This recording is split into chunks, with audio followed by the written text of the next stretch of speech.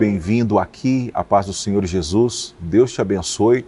Sou seu irmão em Cristo, William Enoque, e é sempre um prazer estarmos juntos estudando a Palavra de Deus. Somos a Igreja Assembleia de Deus, Ministério do Belém, Campo de Presidente Prudente. A nossa igreja é presidida pelo pastor Samuel Padilha de Siqueira e você é bem-vindo, é bem-vinda a este canal. Se você ainda não é inscrito, não é inscrita, aproveite esse momento, não custa nada, inscreva-se no canal da nossa igreja, divulgue, compartilhe, porque assim você ajuda a levarmos a palavra de Deus a mais pessoas. Esse é o nosso propósito, divulgar, pregar a palavra de Deus. Muito bem, já chegamos à nossa penúltima lição, lição de número 12, Vivendo no Espírito. É tão bom viver, né? Viver é maravilhoso. E viver no Espírito, né? O que é viver no Espírito? Então aqui o verbo é viver, vivendo, né?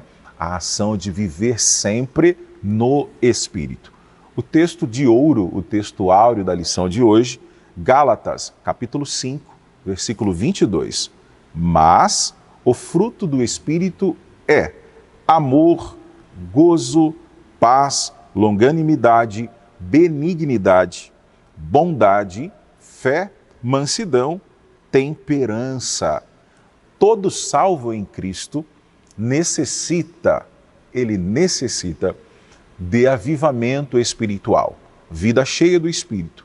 Viver no Espírito é desfrutar, é manter-se em desfrutar todos os dias do gozo do Espírito, da bondade, da longanimidade. São os frutos do Espírito na nossa vida, para que tenhamos uma vida produtiva, para que tenhamos uma vida de resultados. A verdade prática diz que o avivamento espiritual traz uma realidade de vida no Espírito. Então se fala tanto hoje, né, em vida saudável, que é interessante. A Bíblia falou disso primeiro, fala sobre uma vida com autoconhecimento. É interessante, a Bíblia fala disso primeiro também, porque quando nós servimos a Cristo, quando vivemos em Espírito, nós temos mansidão, temos equilíbrio, temos temperança, fazemos as coisas de maneira ordeira, organizada. Nós não apenas fazemos empatia, só no sentido da ideologia ou narrativa criada em torno dessa palavra atualmente, nós, na verdade, nos colocamos no lugar do outro de fato a partir do maior mandamento, que é o amor. Então, viver em espírito é ter esse controle, é buscar em Deus graça para viver com qualidade e, acima de tudo, agradar a Deus em tudo. Então é necessário que vivamos em espírito, andando em espírito para experimentar a vontade de Deus. Olha que coisa interessante da leitura diária dessa semana. A alegria do Senhor é a nossa força. O crente que vive em espírito, por mais que a situação seja adversa, por mais que a surpresa seja desagradável, ele consegue manter-se alegre em Cristo. Os filhos de Deus são guiados pelo Espírito Santo, somos orientados por Deus, até porque Ele habita em cada um de nós. O corpo do crente é templo do Espírito Santo. E quem ama e conhece a Deus consegue viver em espírito, consegue desfrutar dessa comunhão, porque quem ama conhece a Deus, porque Deus é amor, Deus é o nosso Pai, Ele nos ama independente de qualquer situação. Nós vamos aprender na lição de hoje, então, esses aspectos importantíssimos. Por exemplo, a destacar o que significa andar no Espírito e a sua importância para a vida espiritual. Aprenderemos também a apontar os aspectos que envolvem o confronto entre carne e espírito, essa dualidade, como lidar com isso, e a ressaltar que os frutos, que os dons do Espírito são predicados, são elementos indispensáveis para a vida, mas também para o caráter cristão. Você continua com o nosso amigo, nosso irmão, pastor Diego Fonseca. Olá, meus irmãos, eu vos saúdo com a paz do Senhor Jesus. Eu estou muito feliz em poder revê-la aqui nesse encontro semanal, onde nós temos com a graça de Deus e com o auxílio do Espírito Santo, a oportunidade de comunicar com você assuntos relacionados à nossa EBD, a nossa Escola Bíblica Dominical. Saudações, pastor William Enoch, que nos antecedera. Gratidão ao nosso presidente por esta confiabilidade e a todos vocês pela interação. Esperamos atingir os objetivos traçados para o encontro de hoje, tendo em vista que a essa altura nós falaremos a presente lição de número 12, Vivendo no Espírito. Muito bem, amados irmãos, introdutoriamente é sabido e percebido pelos senhores, naturalmente que sob as lentes do pastor Renovato, que se faz necessário a manutenção da vida espiritual. Uma vez salvos em Cristo, isto em tese não significa que estamos salvos para sempre. Então nós temos um processo de manutenção, de maturação. E nesse processo de manutenção, onde a nossa vida vai sendo moldada de acordo com o Espírito de Deus, é indispensável e também imprescindível que nós andemos no Espírito. Aliás, essa proposta de andar no Espírito é algo muito bem apresentado no tópico inicial. O título desse primeiro assunto fala sobre a vida no Espírito. E essa vida agora está sendo destacada a partir de 3 momentos, a começar pela proposta de se andar em Espírito. Bem, notem os senhores que quando nós observamos esta primeira afirmação, me permitam compartilhar algo muito experiencial. Ainda quando adolescente, jovem, era muito costumeiro nós ouvirmos de uma maneira um pouco mais expressiva essa expressão, perdão a redundância, mas ela se fez necessário, e por vezes a conotação que se tinha a partir disso é que um sujeito que anda no Espírito, hipoteticamente ou em linhas gerais, ele está alienado do contexto social. Então, por vezes, o sujeito, o jovem, o adolescente daquela ocasião, e muito mais ainda os de gerações anteriores, se via na necessidade de buscar apenas aquilo que é sobrenatural, aquilo que é espiritual, e entender a vida dentro de um caráter extremamente efêmero e desnecessário. Isto é, o sujeito não precisa se preparar, não precisa estudar, não precisa buscar um mercado de trabalho, uma profissão, uma universidade, uma especialização, porque tudo isso é supérfluo, né? Isso era maçantemente aplicado. Então a compreensão, aquela altura de se andar no Espírito era muito parecida com essa. Uma outra, embora pareça até um tanto irônico, mas não é que muito claramente é percebido que a ideia de se andar no Espírito tem muito a ver com viver no Espírito, né? Não há um modelo com relação à forma como devemos andar para que então andemos no Espírito, né? Cada um tem o seu jeito, a sua forma de andar, e isso está tudo certo.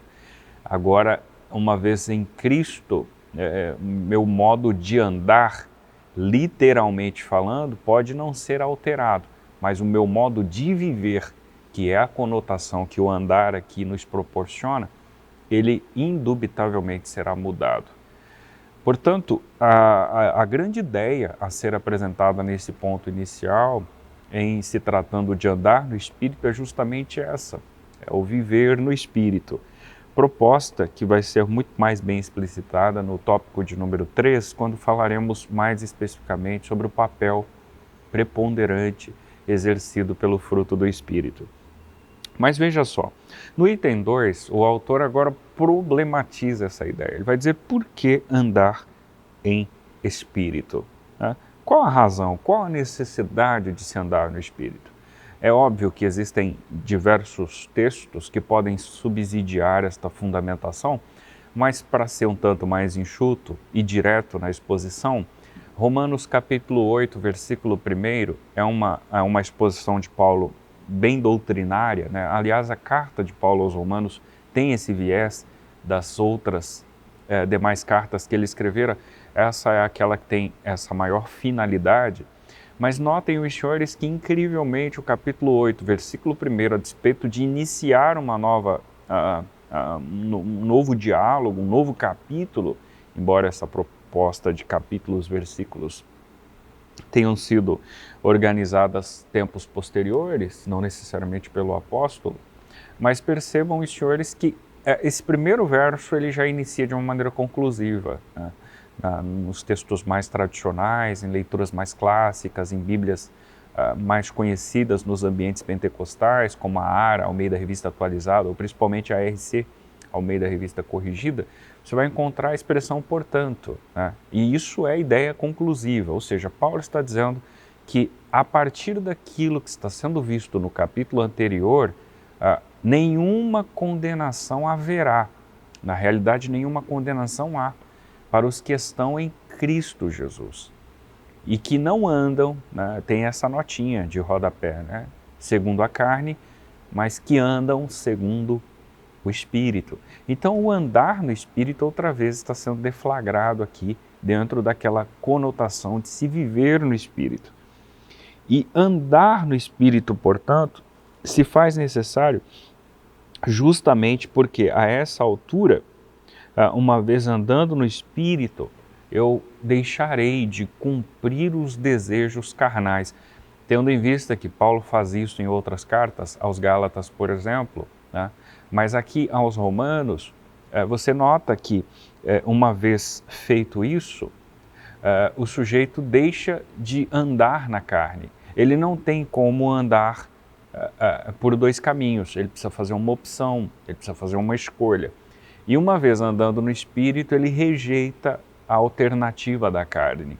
Portanto, se faz necessário andar no Espírito justamente para não cumprir os desejos da carne. E estes desejos, eles existem, eles não estão mortos. Sejamos razoáveis. Eu estou lidando aqui com pessoas como eu, que são humanas, que têm falibilidade, que são limitadas e que não são engessadas nem alienadas. Nós vivemos num contexto humano, continuamos com a nossa humanidade, ela não foi desfeita a despeito de conhecermos a Cristo, e a partir desse conhecimento de Cristo, um novo desafio se instala, né? O desafio de colidirmos com as concupiscências, com os desejos carnais. Mas eu finalizo essa exposição com o item 3 do tópico inicial, que é uma outra questão. Se a questão por ora era por quê, agora é como andar em espírito, né? Aqui o pastor Elinaldo, ele disse que não é fácil andar em espírito. Irmãos, eu repito, não é fácil andar em espírito. Permita-me abrir um parêntese e fechar muito rapidamente, mas eu, por vezes, ouvi a expressão de alguém, quando então tinha oportunidade em um culto, e pedia para que a igreja ficasse orando em espírito, né? E dava-se a impressão de que, uma vez orar em espírito, seria única e exclusivamente fechar os meus olhos e não perceber nenhum tipo de outra atuação naquela celebração, ou mesmo da pessoa que está fazendo uso da palavra, do louvor, enfim.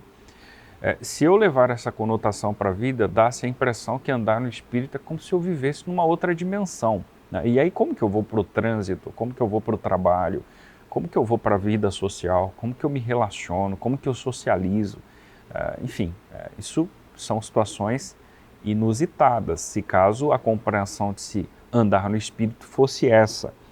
Agora, o que o autor está afirmando aqui é uma verdade, não é fácil andar no Espírito, porque você não anda de olhos fechados, você anda de olhos abertos. E aí você verá coisas que não deveria, você ouvirá coisas que não deveria, você perceberá coisas que não deveria. E aí é nesses instantes, é nesses espaços, é nesses momentos que o fato de andarmos no Espírito fará toda a diferença. O filtro, a sabedoria, a prudência, a temeridade, enfim. O autor vai dizer que, infelizmente, a inclinação da natureza carnal, herdada dos nossos pais, faz com que busquemos as coisas que não agradam a Deus. Não espere que você, por si só, buscará a Deus, porque a nossa mente, o nosso corpo, o nosso coração não foi voltado para isso. Aliás, na sua essência, sim, mas foi maculado, foi manchado, né? Uma vez instaurado o pecado na raça humana. Então, se deixar o sujeito a seu bel prazer, ele vira um bicho, né? Isso é muito claro para todos nós. Então, como andar em espírito? Quando as pessoas aceitam a Cristo como seu Salvador, ela vai se tornar uma nova criatura. E pelo processo salvífico do novo nascimento, que a gente chama de regeneração. Então, andar, ou como andar no Espírito, por primazia, passa pelo processo da regeneração. 5,17, escrito por Paulo na sua carta aos Coríntios, ele diz: mas assim que se alguém está em Cristo, nova criatura é. As coisas velhas, elas se passaram e tudo absolutamente se fez novo.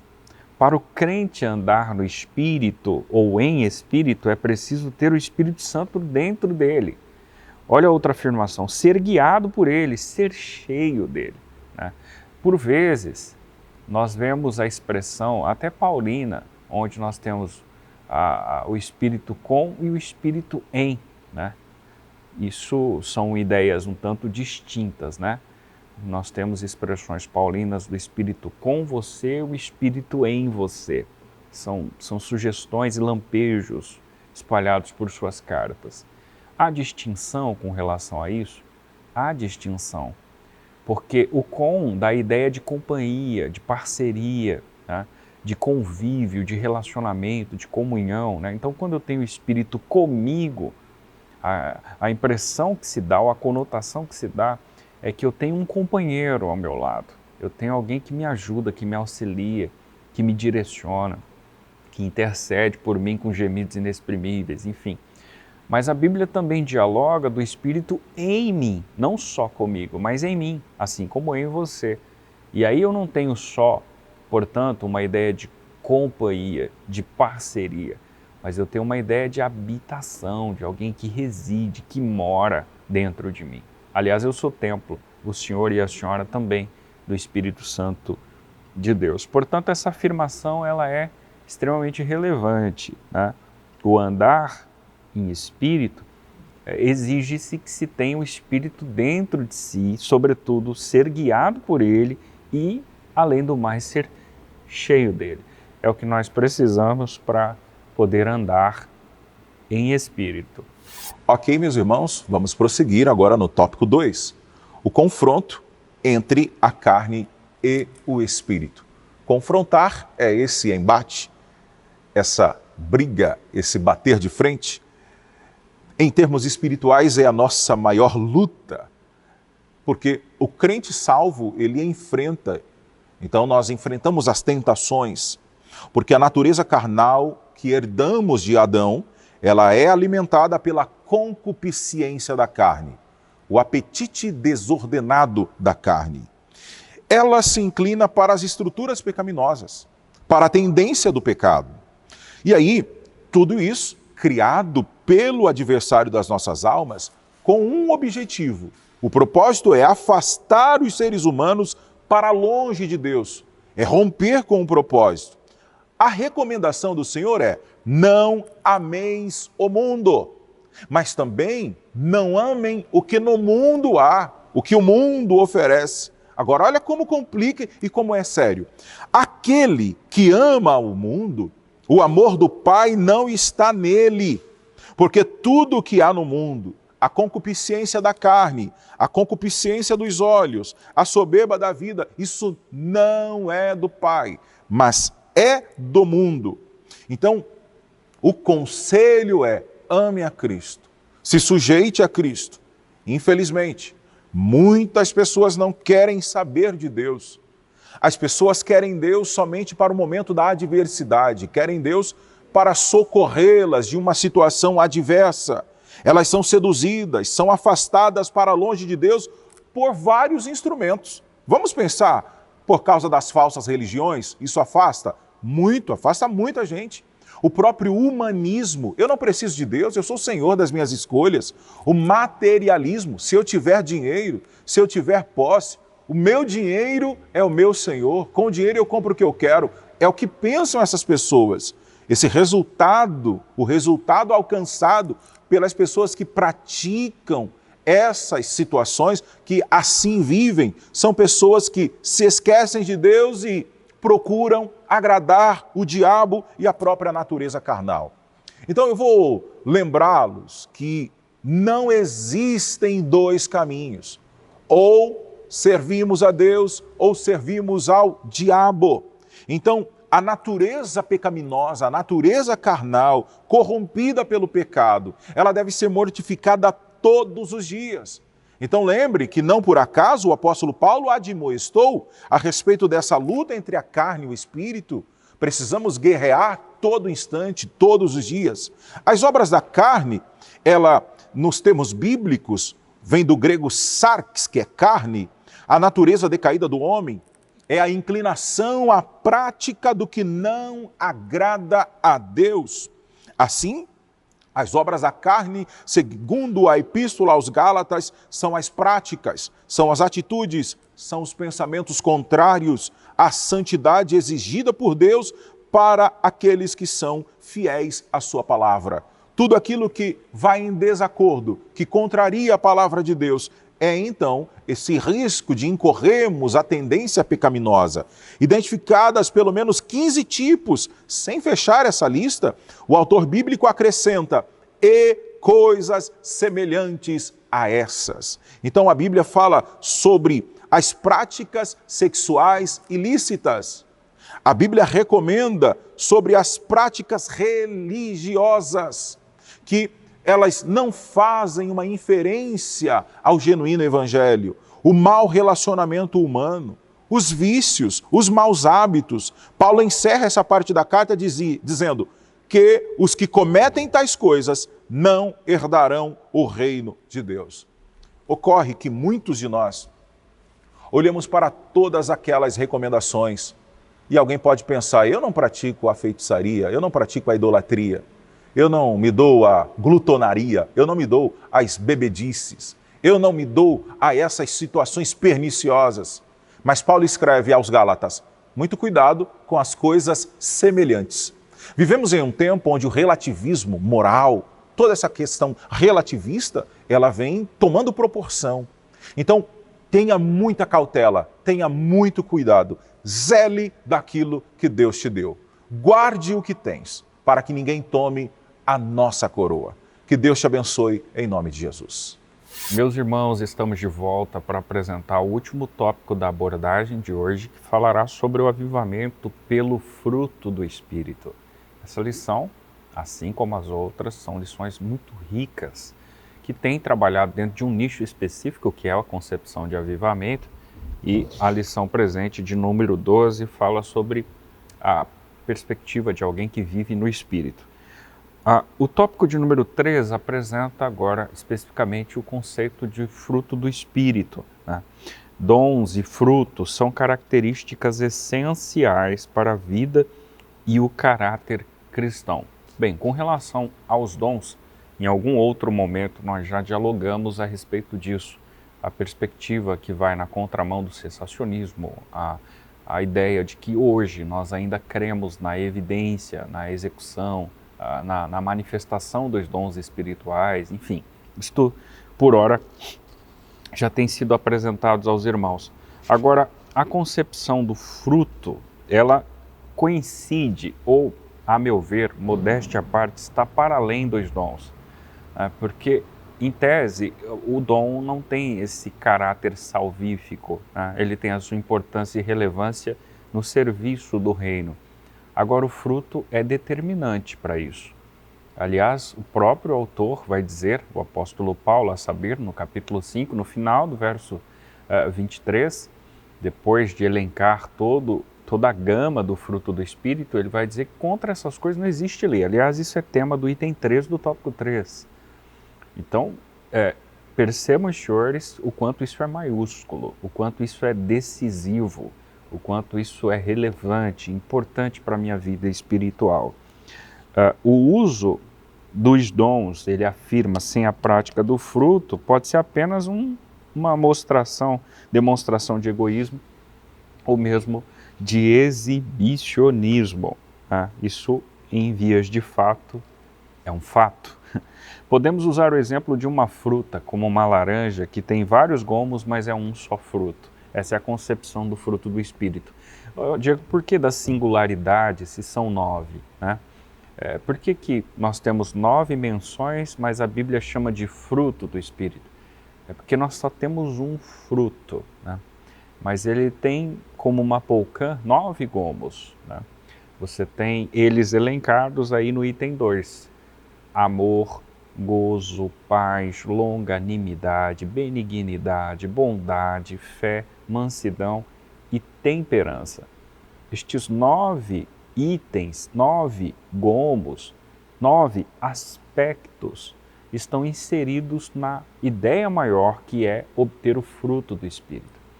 Isto me leva a algumas compreensões, né? A primeira delas é que, em tese, se o apóstolo Paulo tivesse fragmentado essa percepção, isto é, utilizado uma linguagem pluralizada, frutos, era muito possível que eu, você, nós, em dados momentos, optássemos pelo fruto A, B ou C, mas deixássemos de maneira displicente o fruto D, E, F, G ou Z de lado. Mas quando ele singulariza a expressão, quando ele enxuga a expressão e chama de fruto, se vê a necessidade da ingestão total, né? Não parcial. Ou seja, não se vê agora a necessidade deste que vos fala ingerir apenas um gomo desse fruto. Mas a ideia é que a ingestão ocorra de maneira completa, do primeiro ao último gomo. Naturalmente que possa ser que no meio do processo, em dado momento do processo da minha vida cristã, este ou aquele evolua, desenvolva-se. Mas a ideia central é que o fruto seja ingerido, não o gomo. O que você quer dizer com isso, Diego? Olha, irmãos, o que quero me referir com isso é que se faz necessário que nós possamos degustar, alimentar, que possamos ingerir mais amor. E não só o amor, que tem essa compreensão não só filantrópica, como o autor sugere, mas sinônimo de amor ágape, o amor de Deus no coração do homem, mais gozo, né? A concepção de alegria, a paz que excede o entendimento, a longanimidade, a paciência para lidar com os desafios da vida, com os defeitos alheios, né? Enfim, das partes, dos pares, como lidar com a concepção de benignidade, ser benigno, complacente, perdoador, bondoso, isto é, aquele que é bom, a concepção e compreensão da fé que está para além da fé natural, mas se trata de uma fé produzida pelo Espírito no coração de quem crê em Deus e, respectivamente, nas Escrituras, a mansidão, né? E que muita gente confunde a compreensão de mansidão como tanto para o lado A quanto para o lado B, né? Tanto para algumas pessoas há o equívoco na internalização do que é mansidão, como para outras o ataque e a resposta também é equivocada no que tange ao sujeito que é manso.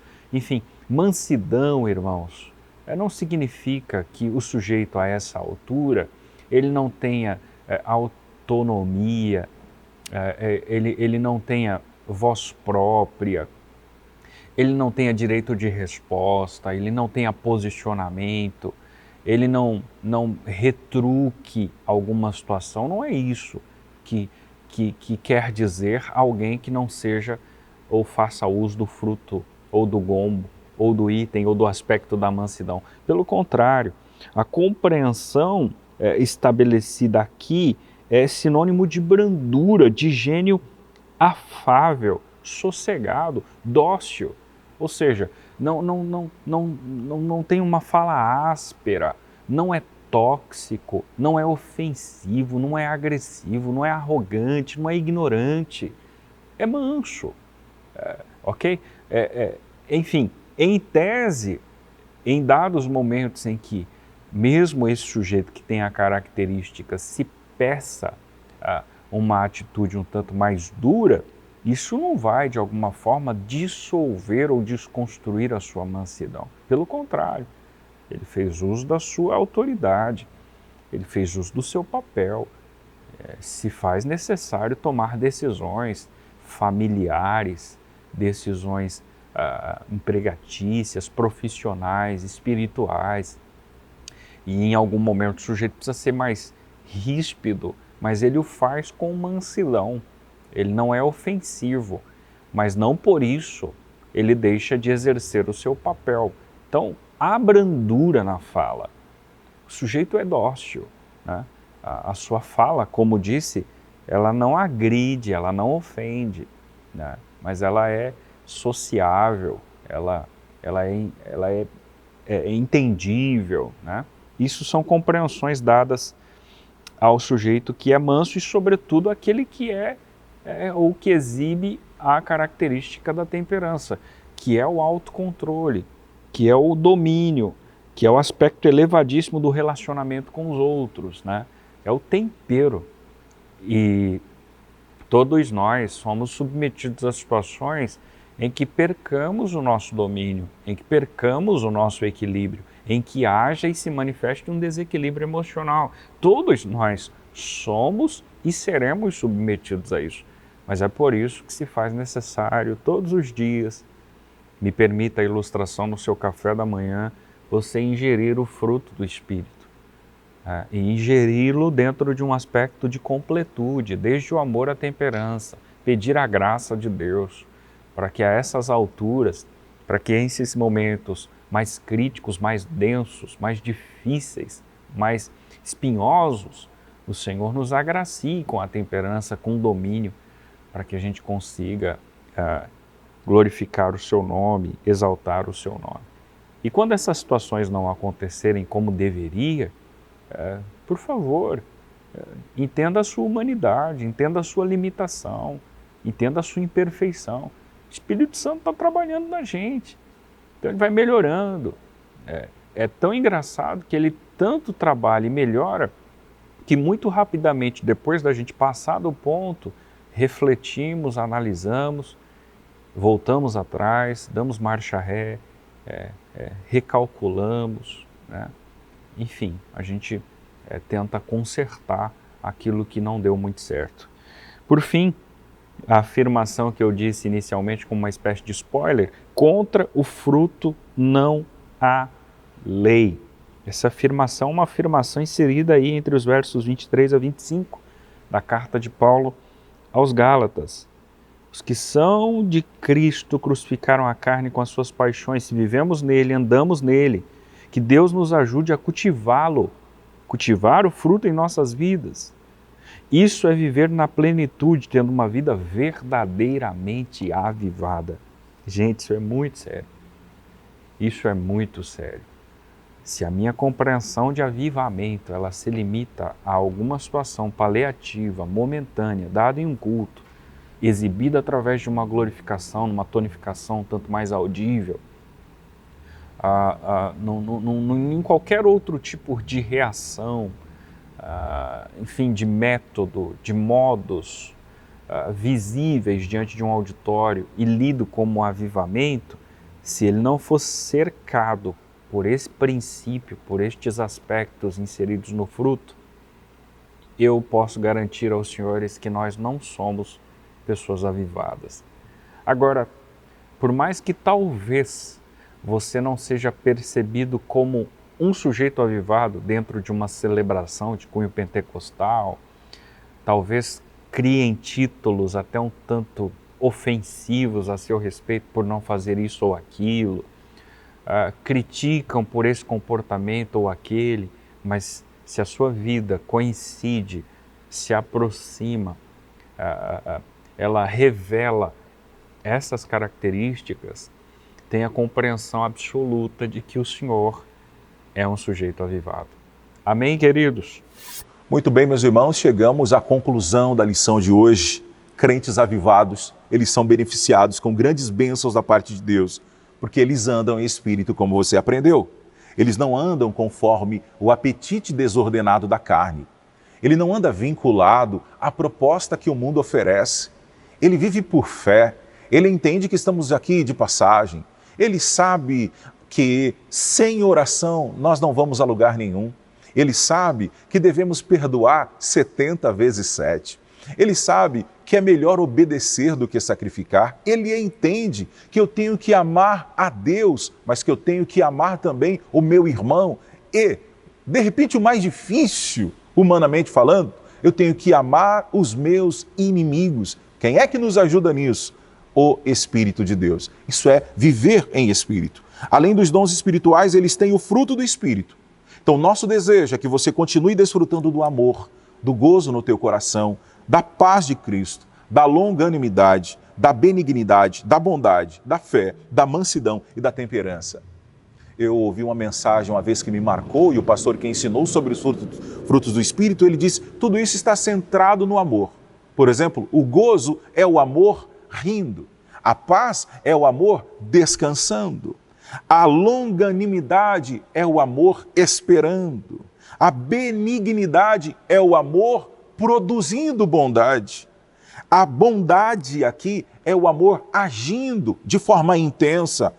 Ter fé, ter mansidão é o amor tendo esse equilíbrio, essa calma. Ter temperança é mais uma vez o amor também demonstrando, praticando em exercício. Então que todos nós possamos desfrutar de forma abundante dessas bênçãos de Deus na nossa vida. Bendito Deus e Pai de nosso Senhor Jesus Cristo, o qual nos abençoou com todas as bênçãos espirituais nos lugares celestiais em Cristo. Então isso está à sua inteira disposição. Vamos buscar a Cristo, vamos viver em Espírito, vamos agradar a Cristo. Seremos os melhores beneficiados ou os mais beneficiados com essa atitude, porque estamos andando em Espírito, agradando a Cristo e vencendo as adversidades. Nos submetendo a Cristo, nos sujeitando a Deus, nós vamos vencer todas as batalhas, porque Ele nos ajuda, Ele está conosco todos os dias. Que Deus te abençoe.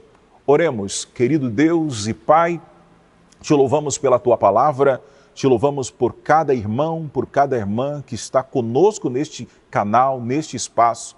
Pedimos a Tua ajuda, que possamos ter a sensibilidade em ouvir a voz do Teu Espírito, que possamos ser conduzidos por Ti, que o nosso pensar, que o nosso falar, que o nosso agir, que as nossas decisões sejam completamente orientadas por Ti, que possamos viver em Espírito e que os frutos do Espírito sejam notórios na nossa vida, que possamos contagiar os outros com amor, que possamos, Senhor, levar a Tua palavra com amor, porque estamos aqui por um propósito, que é anunciar a Tua palavra, que é viver o amor genuíno, que é agradar a Ti, e para isso pedimos que a Tua ajuda, que a Tua mão esteja sobre nós todos os dias. Continue conosco, abençoe cada família, é o nosso pedido e agradecimento em nome de Jesus. Que Deus te abençoe no nome do Senhor Jesus Cristo.